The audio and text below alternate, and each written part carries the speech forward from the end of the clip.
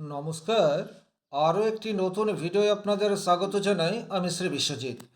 আলোচনার বিষয় বৃশ্চিক রাশি কর্মক্ষেত্রে সমস্যার প্রধান কারণ এবং সমাধানের রাস্তা। আপনাদের কর্মক্ষেত্র যদি ঠিকঠাক থাকে সেক্ষেত্রে আর্থিক জায়গাটিও ঠিকঠাক থাকবে এবং আপনাদের রোজগার যদি ভালো হয় সেক্ষেত্রে আপনারা আপনাদের জীবনের অধিকাংশ সমস্যার সমাধান নিজেরাই করতে পারবেন, সেটি আমার একমাত্র প্রয়াস। তবে ব্যক্তিগতভাবে যখন আপনার জন্মকুণ্ডলিতে কিছু গ্রহ অশুভ অবস্থায় থাকে এবং সেই গ্রহের দশা অন্তর্দশার মধ্যে দিয়ে আপনি যান, তখন কর্মক্ষেত্রে একটা বিরূপ প্রভাব পড়তেই পারে। এইরূপ পরিস্থিতিতে কী ধরনের গ্রহ প্রতিকার করলে আপনি নিজেই আপনার কুপিত গ্রহকে শান্ত করতে পারেন তার একটা সমাধানের রাস্তা দেওয়ার চেষ্টা এই ভিডিওটির মাধ্যমে করার চেষ্টা করব। ভিডিওটি যদি কমপ্লিটলি দেখেন সেক্ষেত্রে কিন্তু আপনারা নিজেরাই আপনাদের সমস্যার সমাধান অনেকাংশে করতে পারবেন, সেটি আমার বিশ্বাস। চলে আসবো মূল আলোচনায়। বৃশ্চিক রাশি কালপুরুষের অষ্টম রাশি, আর বৃশ্চিক রাশির কর্মজীবনের সমস্যার প্রধান যে কারণ সেই কারণটি হচ্ছে অতিরিক্ত সন্দেহপ্রবণ। আপনারা কিন্তু কোনো মানুষকেই যথাযথভাবে বিশ্বাস করতে পারেন না, তার ফলে কিন্তু আপনার সহকর্মীরা আপনার উপর অসন্তুষ্ট থাকে আর আপনি আপনার কাজকে যথাযথভাবে করতে পারেন না, বা আপনি যদি আপনার কাজকে ঠিকঠাক করলেনও সেক্ষেত্রেও একটা সন্দেহ মনের মধ্যে থেকেই যায়। 2 নম্বর যে প্রবলেমের জায়গা বৃশ্চিক রাশির জীবনে সমস্যা তৈরি করে দেয় সেটি হচ্ছে অতিরিক্ত গোপন করার ক্ষমতা, সেটি আপনাদের মধ্যে রয়েছে। কিন্তু এটার নেগেটিভ ইম্প্যাক্ট পড়ে যখন আপনি সমস্ত কিছু লুকিয়ে রাখতে চান, আপনার ভেতরে জমিয়ে রাখতে চান, ঠিকঠাকভাবে উপযুক্ত জায়গায় আপনার ট্যালেন্ট বা দক্ষতাকে প্রকাশ না করতে পারায় কর্মক্ষেত্রে আপনার যে রেজাল্ট পাওয়ার কথা সেটার থেকে আপনাদেরকে অনেকাংশে দূরেই থাকতে হয়। এটা আপনাদেরকে বিশেষভাবে খেয়াল রাখতে হবে। 3 নম্বর যে প্রবলেমের জায়গা আপনাদের তৈরি হয় সেটি হচ্ছে আপনারা অতিরিক্ত রাগী। এটা আপনাদেরকে কেউ বলবে না, কিন্তু আপনাদের রাগ সেটা আপনারা নিজেরাই নিজেদের মধ্যে জমিয়ে রেখে দেন, আর কোনো একটা স্টেজে গিয়ে সেটার যখন বিস্ফোরণ ঘটে তখন কিন্তু হঠাৎ ভালো কাজ থেকে আপনাকে দূরে সরে চলে যেতে হয়। সুতরাং এখানে একটা কথাই বলবো, তৎক্ষণাৎ রিয়াকশন এটা আপনাদের জন্য অতিরিক্ত রাগ জমিয়ে রাখা অপেক্ষা ভালো হতে পারে। সুতরাং সমস্যা তৈরি হলে একটা সমাধানের রাস্তা তৎক্ষণাৎ বের করার চেষ্টা করুন, রাগ জমিয়ে রাখবেন না। তাতে করে কিন্তু প্রবলেম এককালীন অধিক মাত্রায় বিস্ফোরণের রূপ নিয়ে নিতে পারে। 4 নম্বর যে জায়গায় আপনাদের প্রবলেম ক্রিয়েট হয়ে যায় সেটি হচ্ছে আপনাদের মধ্যে প্রতিশোধ নেওয়ার মনোভাব, সেটি অধিক মাত্রায় দেখতে পাওয়া যায়। দেখুন, কর্মক্ষেত্রে আপনার সহকর্মীদের সাথে কোনো একটা বিষয় নিয়ে মতান্তর হতেই পারে। আপনি যেটা বলতে চাইছেন, আপনি যেটা করতে পারেন বা করছেন সেটা অপর মানুষের ভালো নাও লাগতে পারে। কোনো একটা বাক বিতণ্ডার মধ্যেও আপনি জড়িয়ে পড়তে পারেন, কিন্তু সেটার মানে এটা নয় যে আপনাকে সবসময় প্রতিশোধ নিতে হবে। কিন্তু কোনো কারণ ছাড়াই আপনারা কর্মক্ষেত্রে যখন আপনাদের কাজের সমালোচনা হয়ে যায় তখন কিন্তু আপনারা যতক্ষণ না প্রতিশোধ নিতে পারছেন ততক্ষণ মানসিক শান্তি পান না, ফলে আপনাদের কর্মক্ষেত্রে স্থায়িত্ব সেটি আসে না। 5 নম্বর যে জায়গায় আপনাদের প্রবলেম তৈরি হয়ে যায় সেটি হচ্ছে নিজেকে অতিরিক্ত কন্ট্রোল করার ক্ষমতা। এটা একটা ভালো গুণ, কিন্তু এই ভালো গুণের নেগেটিভ ইম্প্যাক্ট সেটা কিন্তু আপনাদের সামনে চলে আসে। আপনার ভেতরে ভেতরে প্রচুর কষ্ট রয়েছে, ভেতরে ভেতরে প্রচুর রাগ জমে রয়েছে, কিন্তু কাছের মানুষটিকে আপনি বুঝতে দিচ্ছেন না, কিন্তু একটু সরে গিয়ে আপনি ভেতরে ভেতরে কষ্ট পাচ্ছেন, আর তার নেগেটিভ ইম্প্যাক্ট আপনার কর্মক্ষেত্রে পড়ছে। এটা কিন্তু আমি প্রচুর মানুষের সাথে কথা বলে এটা আমার মনে হয়েছে, আপনারা মিলিয়ে নেবেন আপনাদের ক্ষেত্রে এটা কতটা অধিক মাত্রায় রয়েছে। 6 নম্বর যে জায়গায় আপনারা নিজেরাই নিজেদের প্রবলেম তৈরি করে দেন সেটি হচ্ছে ব্যক্তিগতভাবে আপনারা কিন্তু অপর মানুষের কাজ এবং অপর মানুষের সাথে নিবিড় সম্পর্ক তৈরি করতে পারেন না। এটা না করতে পারার জন্য টিম ওয়ার্কের ক্ষেত্রে কিছু প্রতিবন্ধকতা সেটা তৈরি হয়। আপনি যদি ব্যবসা করছেন সেক্ষেত্রে কিন্তু কাস্টমার বা ক্লায়েন্টদের সাথে সুসম্পর্ক বা ক্লায়েন্টদের সাথে কিছু ব্যক্তিগত স্তরের কথাবার্তা আলাপ আলোচনা আপনাদের ব্যবসা ক্ষেত্রকে প্রসারিত করতে পারে। একই রকমভাবে কর্মক্ষেত্রে আপনার কাজকে তাদের সাথে আপনি ডিভাইডেড করে ফেলতে পারেন, কিন্তু এই জায়গায় আপনাদের কিছুটা দুর্বলতা সেটিও দেখতে পাওয়া যায়। একা থাকার প্রবণতা বা একা সব কাজ করার প্রবণতা এটি কিন্তু আপনাদের মধ্যে রয়েছে। কিন্তু একটা কথা খেয়াল রাখবেন, একা আপনি সব কাজ করতে পারবেন না, এটা আপনাদেরকে বিশ্বাস করতে হবে। তাতে করেই কিন্তু কর্মজীবনের অস্থিরতাকে আপনারা হ্রাস করে দিতে পারেন। 8 নম্বর হচ্ছে অতিরিক্ত ঝুঁকি নেওয়ার প্রবণতা আপনাদের মধ্যে দেখতে পাওয়া যায়। রিস্ক এটা আমাদেরকে নিতে হয়, নো রিস্ক নো গেন, কিন্তু সেই রিস্কের মধ্যে একটা পজিটিভিটি থাকা দরকার। আকাশ কুসুম কল্পনা করে আপনি রিস্ক নিয়ে নিলেন, তাতে করে কিন্তু আপনার কর্মজীবনে প্রবলেম ছাড়া আপনি দ্বিতীয় কোনো রেজাল্ট বা পরিণাম পাবেন না, এটা আপনাদেরকে খেয়াল রাখতেই হবে। সুতরাং ঝুঁকি নেওয়ার আগে ক্যালকুলেশন করে উপযুক্ত জায়গায় রিস্ক নিন, তাতে করে কিন্তু আপনার ব্যবসা ক্ষেত্রে পজিটিভ রেজাল্ট বা কর্মক্ষেত্রের অস্থিরতা কিছুটা হলেও লাঘব হতে পারে। কোনো কারণে যদি আপনার বিশ্বাস একবার নষ্ট হয়ে যায়, সেক্ষেত্রে কর্মক্ষেত্রটা যতই ভালো হোক না কেন, যত ভালো কাজই আপনি পান না কেন, সেই কাজে আপনার আর মন লাগে না।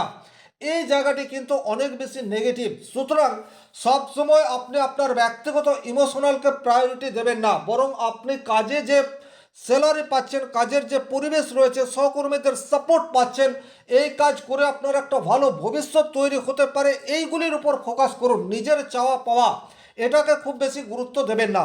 আর 10 নম্বর, আবেগের বশে কোনো সিদ্ধান্ত নেবেন না। অনেক সময়ই আপনারা আবেগের বশবর্তী হয়ে ডিসিশন নেন, নিজের বিচার বুদ্ধির উপর বিশ্বাস সেটা ধরে রাখতে পারেন না।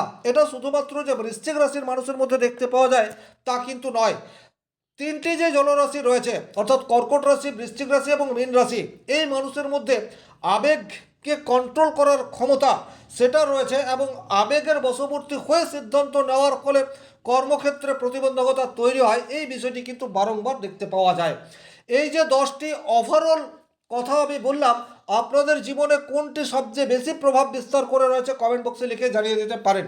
এখন আলোচনা করব কোন গ্রহ খারাপ থাকলে সেই গ্রহের দশা অন্তর্দশায় কী ধরনের নেগেটিভ ইম্প্যাক্ট আপনার কর্মজীবনে পড়বে এবং সেটার থেকে বেরিয়ে আপনি কিভাবে আসতে পারেন, এই বিষয়টি আলোচনা করব। এটা কিন্তু সবচেয়ে বেশি গুরুত্বপূর্ণ, তাই এই পাঠটি অত্যন্ত মনোযোগ সহকারে দেখার চেষ্টা করবেন।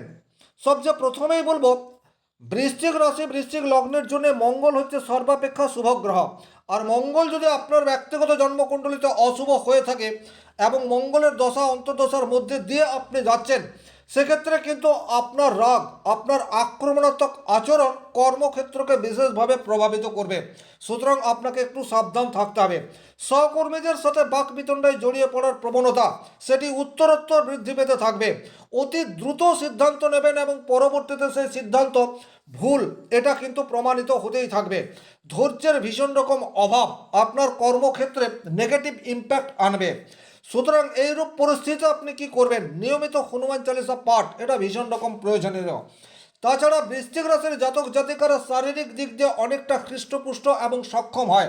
সুতরাং আপনাদেরকে একটু যোগ ব্যায়াম এটা করতেই হবে। বিশেষ করে ঘাম ঝরানো আপনাদের জন্য বিশেষ পজিটিভ ইম্প্যাক্ট নিয়ে আসতে পারে। সামর্থ্য থাকলে কোনো দেব মন্দিরে আপনি ইট দান করতে পারেন, তাতে করেও কিন্তু মঙ্গলকে বুস্ট করা যায়। ব্যক্তিগত জন্মকুণ্ডলিতে যদি আপনার কেতু খারাপ থাকে, সেক্ষেত্রে কিন্তু কাজের প্রতি ফোকাস আপনার থাকবে না। আপনার কাছে প্রচুর কাজ জমা হয়ে রয়েছে, কিন্তু কাজ আপনি করতে চাইবেন না, নিজেই কাজকে বিলম্বিত করবেন। হঠাৎ কাজ ছেড়ে দেওয়ার প্রবণতা, একাকিত্ব, বিচ্ছিন্নতা, হতাশা, ভালো না লাগা, কোনো কিছুতে আসক্তি জন্ম না নেওয়া, এই ধরনের প্রতিবন্ধকতা আপনার জীবনে বারবার আসতে থাকবে। এইরূপ পরিস্থিতিতে আপনি কি করবেন, রাস্তার কুকুরকে খাবার খাওয়াতে পারেন, বা যদি আপনার কাছে সম্ভবপর হয় সেক্ষেত্রে পশু পক্ষীদেরকে সেবা করার সুযোগ পেলে সেটা করতে পারেন। তাতে করে কিন্তু কেতুকে বুস্ট করা যায়। তাছাড়া ফ্যামিলির সাথে যতটা সম্ভব সময় কাটানোর চেষ্টা এটা আপনাদেরকে করতে হবে। সামাজিক কাজের সাথে যুক্ত হতে পারলে কেতুর নেগেটিভ ইম্প্যাক্ট কিছুটা হলেও হ্রাস পায়। সুতরাং এই রাস্তায় আপনাদেরকে হাঁটতে হবে। তাছাড়া আধ্যাত্মিকতার কারক গ্রহ হচ্ছে কেতু। কিছুটা হলেও ধ্যান, মেডিটেশন, পূজা অর্চনা, এই সমস্ত কাজকে আপনার দৈনন্দিন রুটিনের মধ্যে রাখতে হবে। তাতে করে কিন্তু কেতুর নেগেটিভিটিকে আপনি কিছুটা হলেও কমিয়ে দিতে পারেন। ব্যক্তিগতভাবে যদি আপনার চন্দ্র দুর্বল থাকে, সেক্ষেত্রে কিন্তু মানসিকভাবে আপনি বিপর্যস্ত অবস্থায় থাকবেন, চরম লেভেলের অস্থিরতা তৈরি হবে।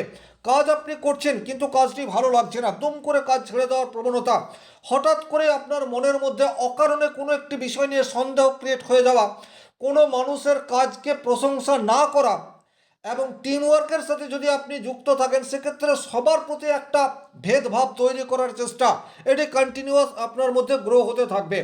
আপনার কনসেন্ট্রেশন লেভেল সেটা কিন্তু অপেক্ষাকৃত কমজোর, এ বিষয়ে কিন্তু কোনোরূপ ডাউট নেই।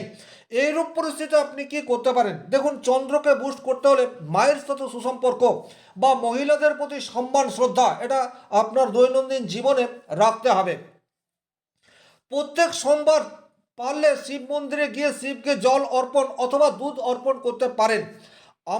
মাফ করবেন, পূর্ণিমার রাত্রে যে জায়গায় চন্দ্রালোক পড়ছে সেই জায়গাতে যদি আপনি কাঁচের পাত্রে বা কাঁচের গ্লাসে কিছুটা জল রাখেন এবং সেখানে একটু আতপ চাল রেখে দেন এবং পরবর্তী দিনে সেই জলটি পান করলেন এবং ওই আতপ চালগুলিকে পাখিকে খাওয়ার জন্য আপনার ছাদের মধ্যে ছড়িয়ে দিলেন, তাতে করে কিন্তু চন্দ্রের কিছুটা নেগেটিভিটিকে আপনি দূর করতে পারেন। মনে রাখবেন, বৃশ্চিক রাশিতে চন্দ্র সে কিন্তু নিচস্থ হয়।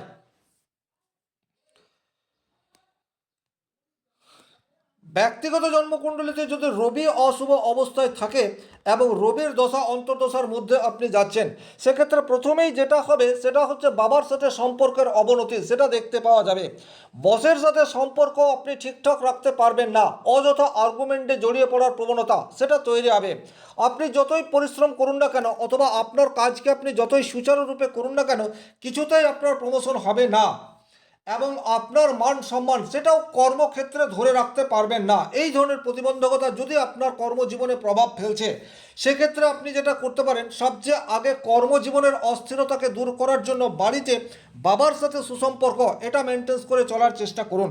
যে কোনো শুভ কাজে বের হওয়ার পূর্বে বাবার আশীর্বাদ গ্রহণ করুন।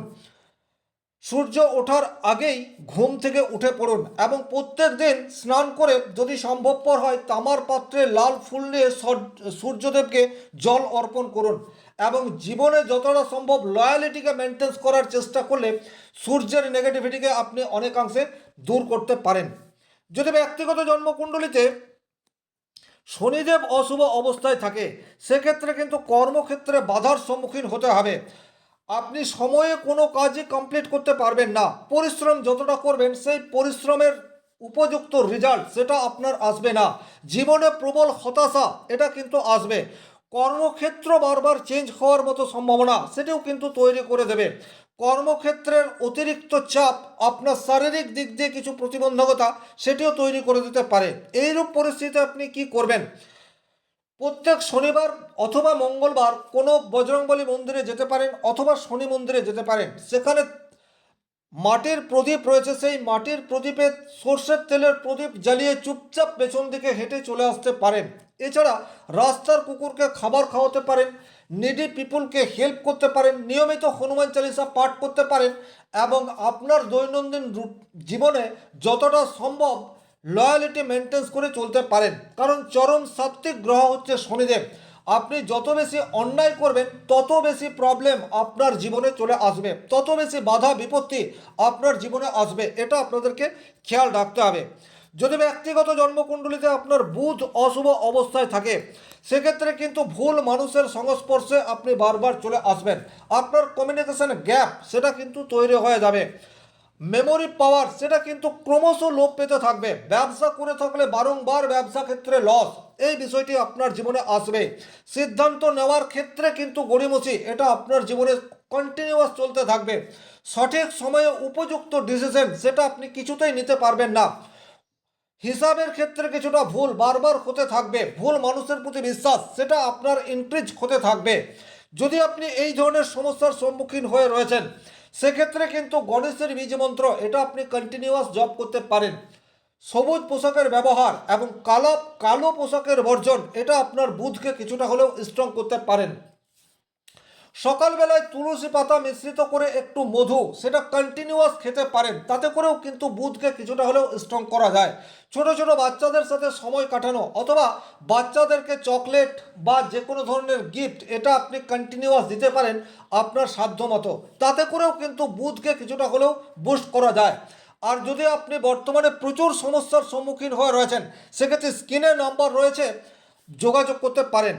ব্যক্তিগত জন্মকুণ্ডলিতে যদি আপনার রাহু অত্যন্ত অশুভ অবস্থায় রয়েছে, সেক্ষেত্রে কিন্তু হঠাৎ কাজ চলে যাওয়ার প্রবণতা সেটা কিন্তু তৈরি হতে পারে।